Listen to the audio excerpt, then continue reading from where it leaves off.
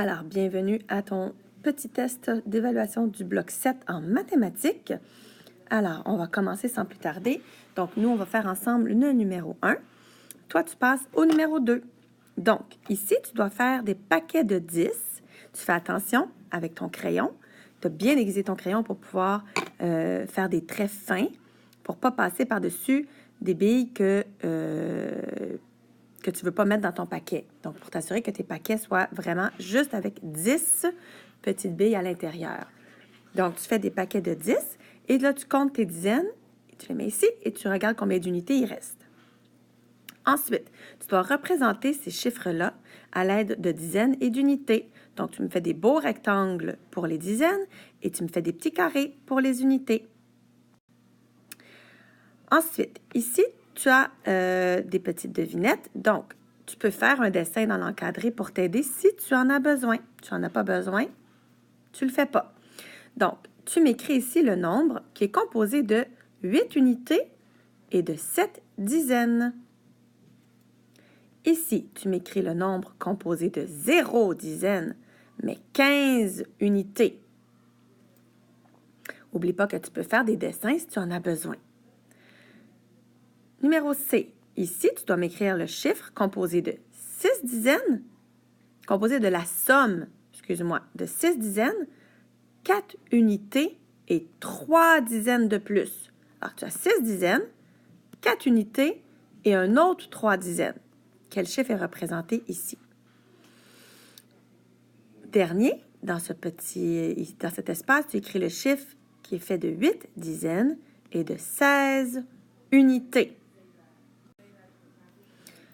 Numéro 5, tu as 4 chiffres d'indiquer ici, 68, 83, 50 et 37. Tu dois classer ceux qui sont pairs et ceux qui sont impairs.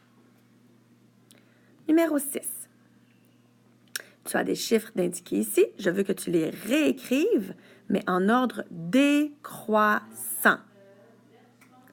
Alors que B, les chiffres qui sont ici, tu les réécris à nouveau, mais en ordre croissant cette fois-ci. 7, on va travailler les régularités. Alors, tu vas aller chercher la grande règle avec tous les chiffres d'indiquer dessus et tu vas regarder quelle est la régularité dans le numéro A. Tu vas me l'indiquer ici. Et ensuite, tu vas poursuivre en indiquant les 3 prochains nombres, tout en suivant la régularité que tu m'as écrite. Tu fais la même chose pour B et pour C. Numéro 8, tu dois faire les additions suivantes. Alors, tu peux utiliser les boîtes de 10 si tu en as besoin, mais il faut que tu m'écrives, tu me remplisses les boîtes de 10 ici avec ton crayon pour me montrer 51, me montrer 38 et ensuite compter le tout puis m'indiquer la réponse. Je te suggère de prendre des crayons de différentes couleurs pour m'illustrer le 51 et le 38. Tu fais la même chose pour B, 43 plus 36. Numéro 9, tu vas prendre les petits cubes blancs, les petites réglettes blanches, et tu vas mesurer les lignes et tu vas m'écrire combien de cubes tu as pris pour mesurer. Prochain numéro, tu dois me dire s'il efface la règle et l'autobus est plus petit qu'un décimètre, plus grand qu'un décimètre ou égal à un décimètre.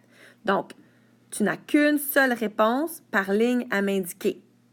Une seule réponse par ligne. L'autobus, il est quoi? La règle, c'est quoi? Et l'efface, c'est quoi? Je veux que tu regardes attentivement la règle parce que la règle mesure 15 cm. Donc, tu te rappelles qu'un décimètre mesure à peu près la longueur d'un bâton qui représente la dizaine. Ça, l'autobus, c'est un vrai autobus, OK? 11. Tu dois tracer les 2 trajets suivants. Donc, tu as un trajet 1 que tu vas faire en bleu, et tu as un trajet vert que tu dois faire en vert. Donc, tu fais les 2 trajets selon les flèches qui sont indiquées. Fais attention de bien faire tes flèches pour m'indiquer que une ligne entre 2 autres lignes, c'est bien un pas, une flèche. Ensuite, tu m'expliques quel trajet est plus long, le vert ou le bleu, et tu me dis pourquoi. C'est tout. Bonne chance. Je suis là si tu as des questions.